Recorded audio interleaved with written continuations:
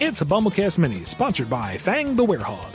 My first question is a pretty basic one. How is the Werehog form able to stretch his arms? We don't see that enemies or Dark Gaia have this ability, unless you count Dark Gaia's tentacles. I'm pretty sure the, middle range gremlins, beasties, whatever they call it, have kind of stretchy arm punches. And also, it's a mutation unique to Sonic, so there you go. Yeah, apparently the grunts do stretch a bit. That's what I thought, but it's been a while. Yeah. And I mean, Tangle exists. So. Are you saying Tangle is a Dark Gaia creature? I mean, is there any proof that she's not? I mean, I can't imagine her swinging through the city going da-da-da-da-da-da-da-da. It would explain a lot, honestly. Man, that would be a really fitting theme song for her, to be honest. Just that part, though. Just the first 6 seconds. Over and over and over. How is it that Sonic was affected the way he was when Eggman set off his cannon? Was it because he was using the Chaos Emerald powers at the time? That's as good as explanation as any. Because, I mean, the whole thing is Dark Gaia was in the planet, and it was flowing over the planet, but Sonic was well above the planet. So how's these? I don't know.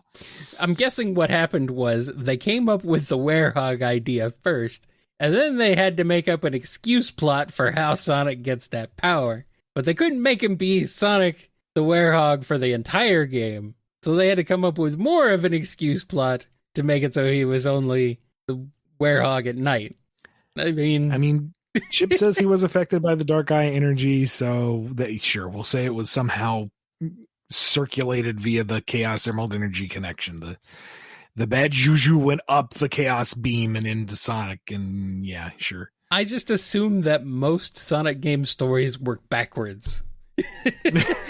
They come up with the cool stuff first, and then they figure out a way to try and make it fit somewhat.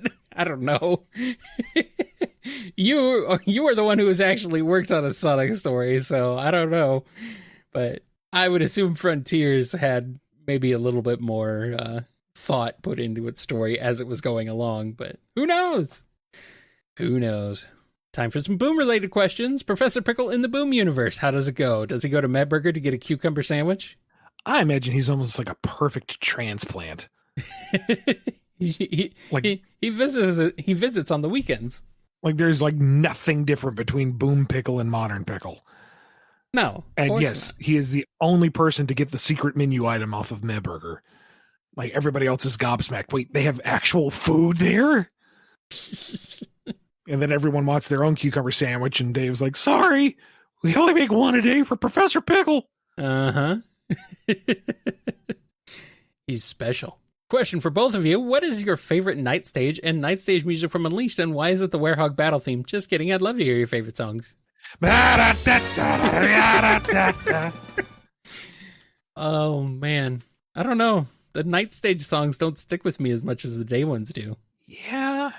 I mean, Rooftop Run is a classic, but that's not a Werehog that's not a Werehog theme. That's not a night stage theme. Like the one theme I've got set to like my personal music playlist that I just have going when I want noise is Empire City Hub, but that's the daytime stage again. Yep.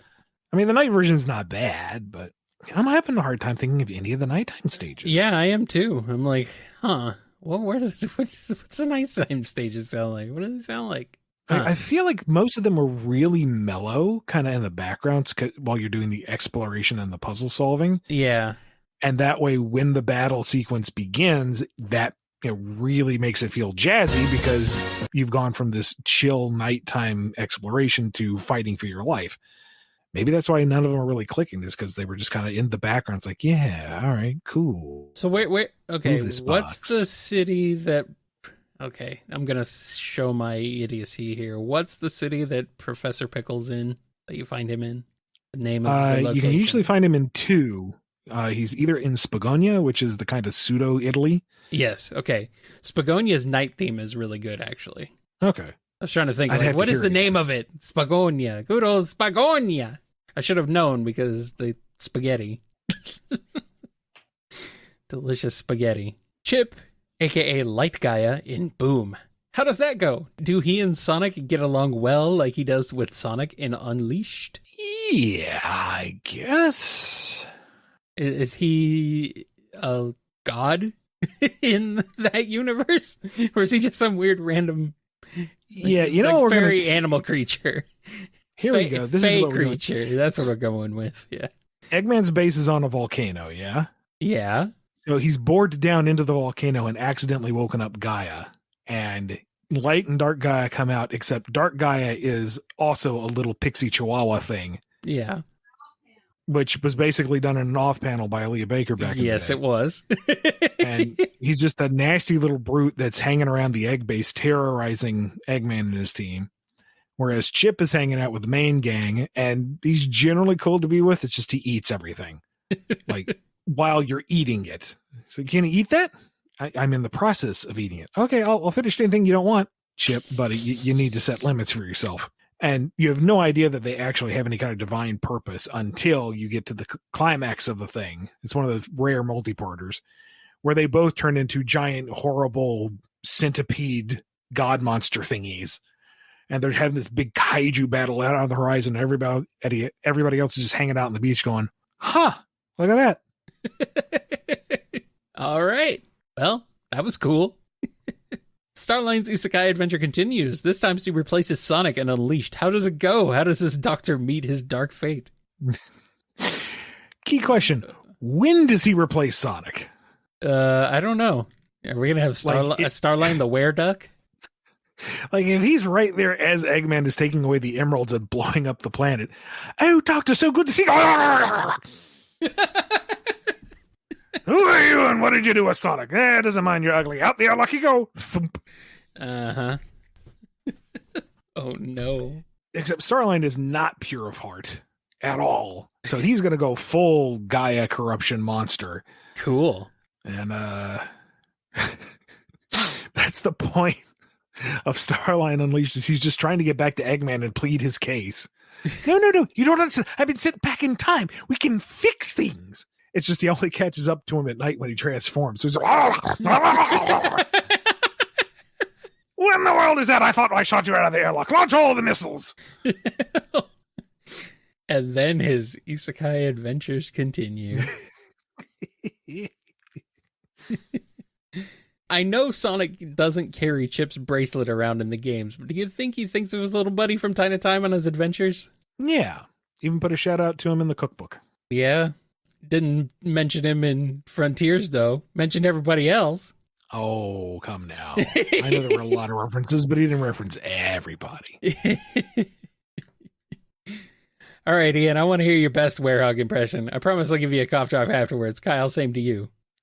Oh, shoot. I'm just a guy who loves adventure. I don't know. I have no idea. I completely forget. This is showing my senility. That was still with Ryan Drummond doing the voice, No, right? It was not Drummond. No, it was the one after. It was Jason, yeah. Jason Griffith. Okay. Yeah. Right. Derp. Okay. Jason Griffith has a weird way of talking as Sonic, too. Like, he I don't know, there's something about his intonation that's just strange. Sounds strange to me. He just says Sonic things with a growly voice. Yeah. His Werehog is really close to his Jet. But a little more growly and not so nasal. Uh-huh. So what I'm trying to do here is a Jason impression with an inflection on it, and I don't know if I can do that. I can't recreate Jason's way of talking as Sonic. No, it's very much his way. There's a very distinct thing about it. Yeah. It's Sonic trying to do a strong bad impression. That's maybe. I'm also trying to think of anything like iconic he said as the Werehog. I guess there's that bit where they're fighting the Egg Dragoon and it's like blowing stuff up and Eggman's going full ham on him. And he's like, geez, Eggman, simmer down or something like that. And that's starting to lapse into Vector. Yeah, it's a little too Vector-y. Here, it's like Egg Dragoon. Wrong vowel. Egg Dragoon, not Egg Drogoon. No, that wasn't product placement. Here we go. I can do it. Here we go. Ah! Is that good enough? I knew what you were referencing at least. Thank you.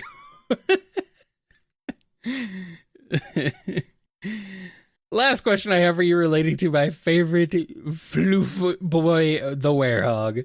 What are your favorite quotes from the Werehog himself? These can include quotes from the Archie comics. Well, I just said mine, so you're welcome. Again, I don't really remember anything that he particularly said as the Werehog, but I do remember when we were doing the kind of adaptation in the Archie books, and we just finished up the fighting tournament arc, and he transforms in front of everybody and goes, "So I have this condition." As he's just casually lounging there as a werehog, and I don't know, that cracks me up. Yeah. Apparently one of his quotes is, "I know little girls who are better with a hammer than you." All right. It's a pretty good one. Yeah. All right. And we got one last question. My final question of this mini is a simple one for you. What topic would you all like to do for another mini? The options being Ninjago, Monkey Kid, Dragon Ball, or the Dark Crystal. I will help summarize some of the lore of each topic if you don't know them. I feel like Dragon Ball is the only one we could reasonably do. If we're talking OG Dragon Ball, that's a little outside of my wheelhouse. No. I know, Fang. It would probably be mostly Z. Okay, well, that I'm semi-comfortable with. It's been a while, but sure. Yeah. I mean, I know nothing about the others, really. I know I know a passing amount of Dragon Ball. That's about it. So Dragon Balls are kind of our default there. All right, so Dragon, we'll rock the dragon. There we go. That works. Thank you to Fang for sponsoring this BumbleKast Mini. If you want one of your own, head over to patreon.com/BumbleKast, Ko-fi.com/BumbleKast, or become a YouTube member. Be good to yourselves, be good to each other, and we will see you next time on the BumbleKast. Catch you later.